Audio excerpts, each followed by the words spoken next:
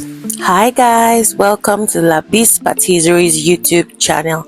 I'm Chef Labs and I will be showing you how I covered this 4 inches cake in chocolate ganache. So the first thing I usually do is to put I won't call it a layer, I'll just dump small chocolates on this board. The reason why I do that is so that the cold cake can stick to the board. I already added a central dowel to the cake board. I used the hot glue gun to place the dowel rod into the board and it stayed. So I put that dollop of dark chocolate. It's just dark chocolate melted in the microwave for like 30 seconds. So I put a dollop of it on the board. This serves as a cake board. I don't know what this is called, but the design of the board is that it comes with this the acetate sheet cover to wrap it around, and you'll see it at the end of the video. So I placed the first layer, which is my red velvet. Don't forget to always remove your parchment paper from the cake. It might look very light, but always remember to remove it. So I put a first layer of whipped cream frosting on the edge. This is whipped cream frosting. I put a layer of whipped cream frosting on the edge, and this is my berry sauce. This is my mixed berry sauce. You can get this recipe in my online cake filling and top class. The class is 5,000 naira only. So the second layer is a carrot cake. So I added my fillings and I put the carrot cake on top of it. Now you can see that my filling is not spreading because my whipped cream is very intact. I have a stable whipped cream recipe on my Instagram page. If you'd like it, you can check, or one of these days I'm going to post it on my YouTube channel. So I take my second filling, which is my cream cheese filling, and I put it on the carrot cake. I feel like cream cheese goes best with carrot cake. I try to mix and match my fillings when I'm working with my cakes, because like that first one, I know that berries, strawberries, blueberries go well with red velvet. Cream cheese go well with vanilla or carrot cake. So my third layer is my oil-based vanilla cake. You see, all these recipes are what I teach, and all these recipes are available on Seller. These recipes are available on my Seller page. If you want to change your recipes, if you want to upgrade your recipes, you can feel free. So before I started, I got the measurements of the cakes by the time I would have joined them together, and that was what I used to cut my dowel rod, the central dowel. So as you can see, my cake is already looking smart and intact. It is best to work with frozen cakes. When it is thawing, it helps the ganache set on time too. So this is just the remaining dark chocolate that I used to hold the cake to the board. I just added my white chocolate ganache to it and use it to seal the borders so that my cake fillings don't seep out, and so that the whipped cream too doesn't seep out of the chocolate ganache when I'm working with it. So this is just a base crumb coat.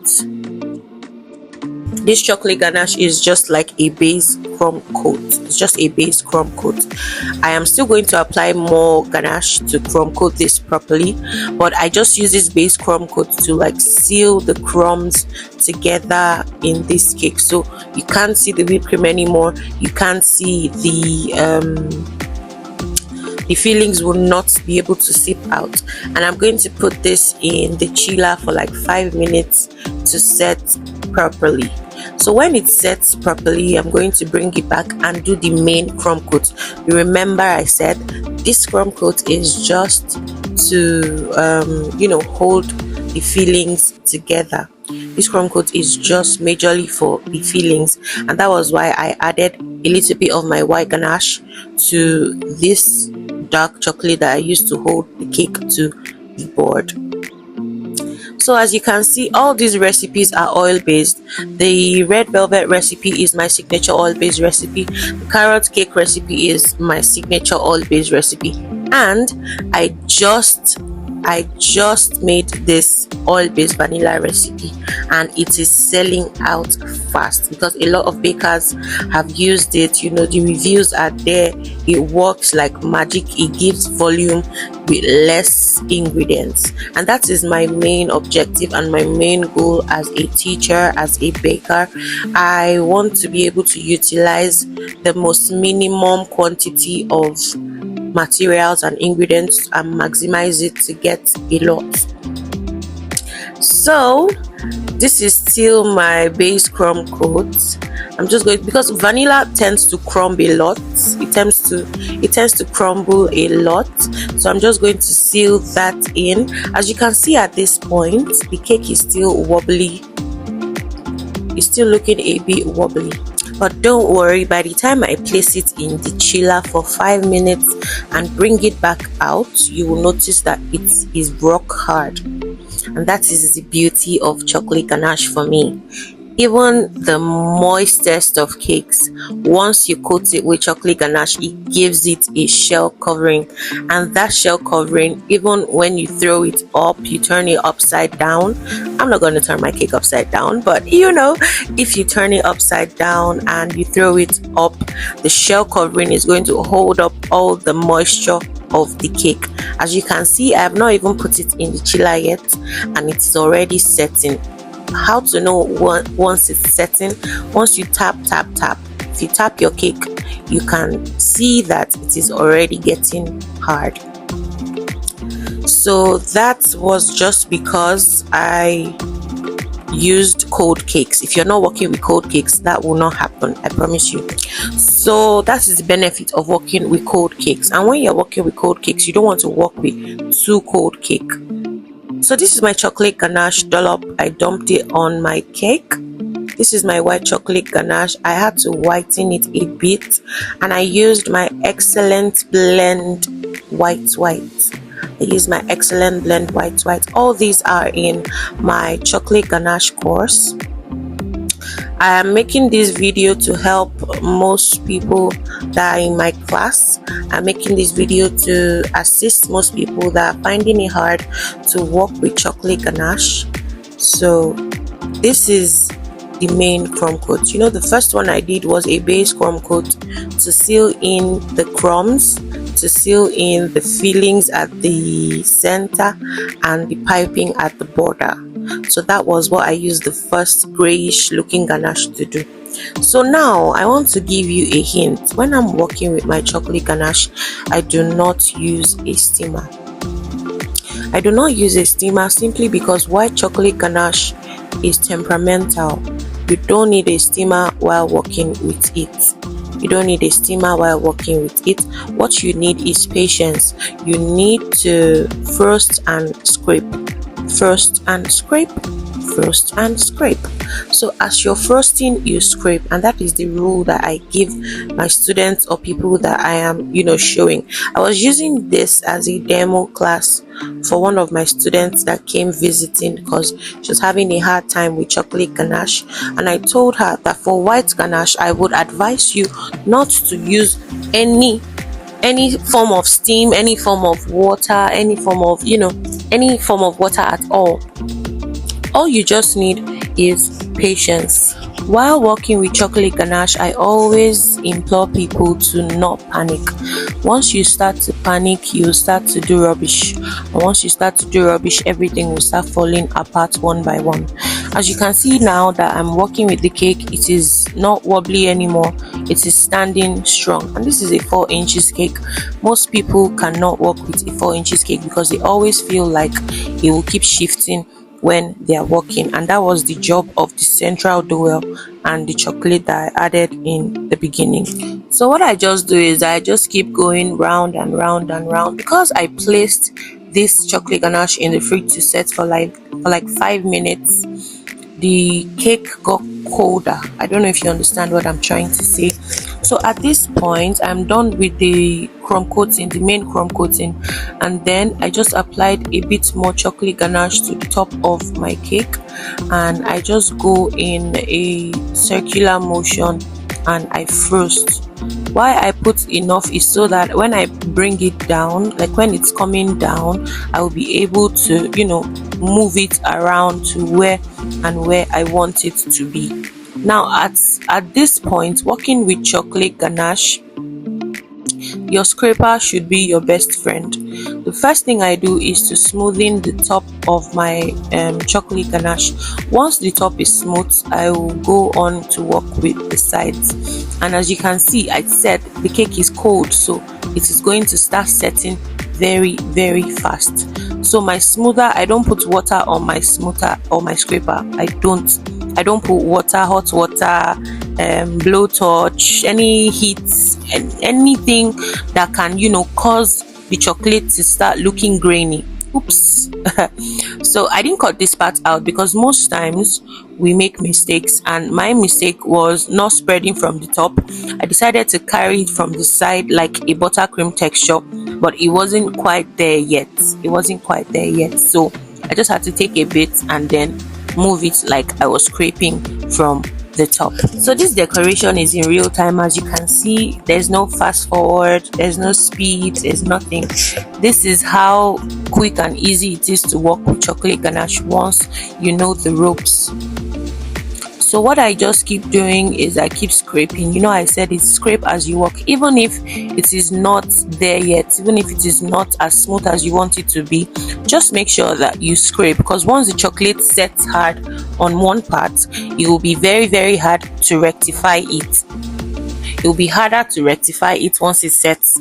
So even if you look at it closely, you see that some parts are not there yet.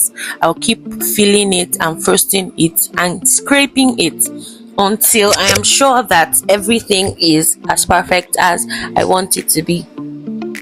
Now if you notice, there's no scraper in sight. There's no scraper in sight at all.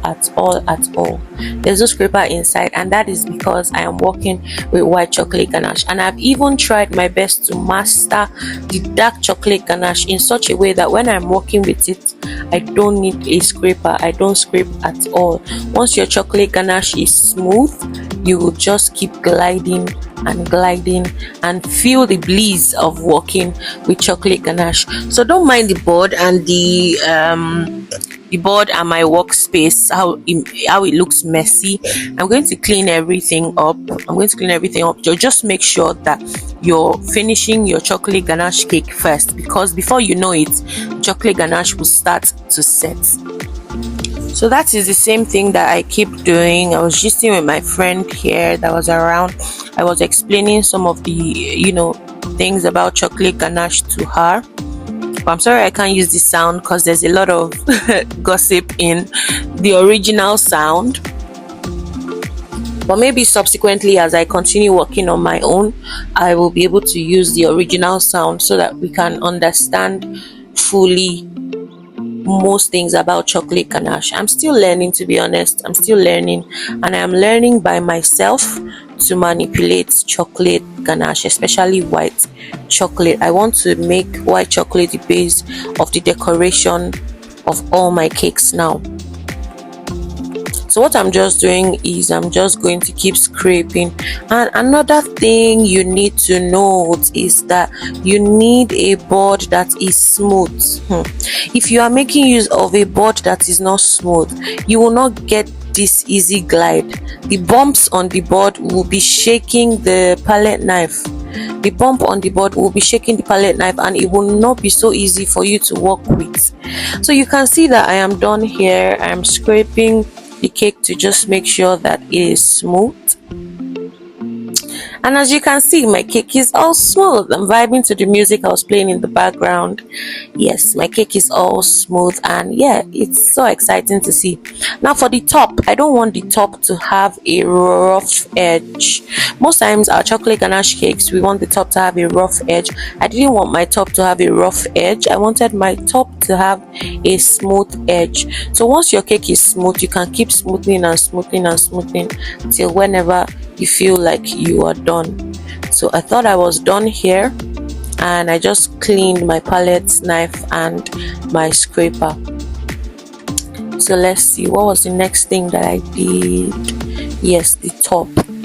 I was saying that I don't want my top to have a jagged edge like this. So what I'm going to do is, before I put it back in the chiller to set properly, I am going to take my palette knife or my pen knife or my craft knife, and I am going to cut off the excesses at the edge. Before you place it back in the chiller, you also need to clean your board.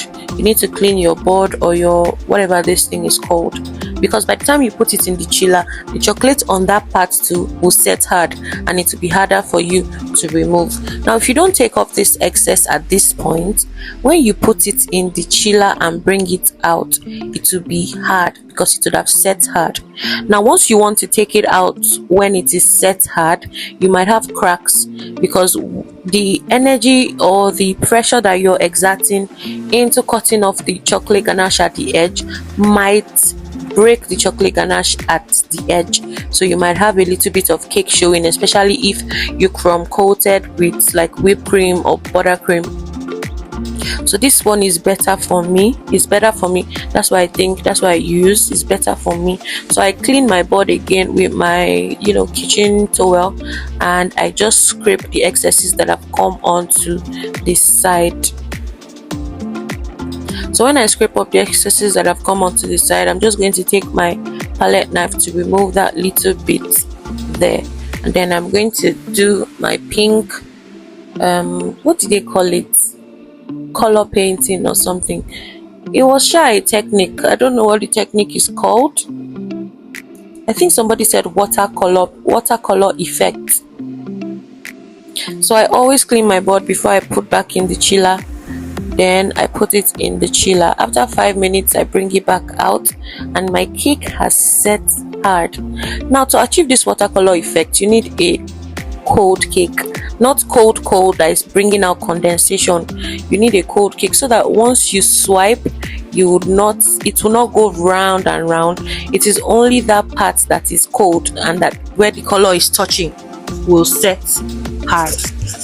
So as you can see, it is set and the white would not scrape. And that is the beauty of this watercolor effect. I wanted to do something else. I wanted to do like a fault line technique with the pink, but because I was making use of a red board, it was going to clash too much. So another thing you need to know when working with chocolate ganache is color coordination. I clearly knew that if I did the fault line with the pink I wanted, the pink was going to start from the base and it was going to touch the board. So that red and pink and whitish, it wasn't really working for me. So I decided to do this effect instead. I wrapped up these little wheaties. Are they called wheaties? I don't know what they're called. I just wrapped a bunch up and put it, because the cake was looking really plain and I needed it for a bridal shower. So I wrapped them up and inserted a wire gauge so that it can stay on the chocolate ganache. I have tried to use chocolate to hold pieces on the chocolate ganache before, and it didn't really work for me. So since then, I've been using my wire gauge to hold pieces standing on my chocolate ganache. The next thing I did was to arrange those tiny balls, gold balls on top, because I didn't want it to look too plain. So I picked a set of balls and just tried to arrange it in such a way that will make it look nice on the top of the cake. So after this point, let me skip a bit. After this point, I actually have a Canon Pixma printer, and I printed out the toppers that I was going to use for the cake, but the toppers weren't coming out well, and the cake was due in the next less than 30 minutes. Honestly, less than 15 minutes. The customer was already on her way to pick up the cake, so I just used my printer to print out the toppers from Pinterest. I got them on Pinterest and I edited them on PhotoGrid. After I did that, I printed it out and placed it on a cardboard paper so that it can stand firm, because I used my normal A4 paper. the glossy paper wasn't coming out with the color I wanted to print, so I just quickly used the A4 paper and then I placed it on the cardboard paper, and I used uhu glue to hold it together, and I used my hot glue to stick it together. So you can see my cake and my beautiful self. This is what my cake looks like, and you can see how I'm touching it, and without even putting it in the chiller, my cake has already set hard. So this is what my cake looked like at the end of the day. I think I was using a ring light initially, and I saw that the ring light was giving it a yellow, yeah, this is it. The ring light was giving it a yellowish look. So I turned off the ring light and I just used my camera's brightness and my shoot photo brightness. So this is what my cake looks like. It has set hard and it was ready for the journey. This is a picture of the cake taken with my phone, and this is it when I boxed it, and this is it when the customer came to pick it up. I will see you in my next video. Bye.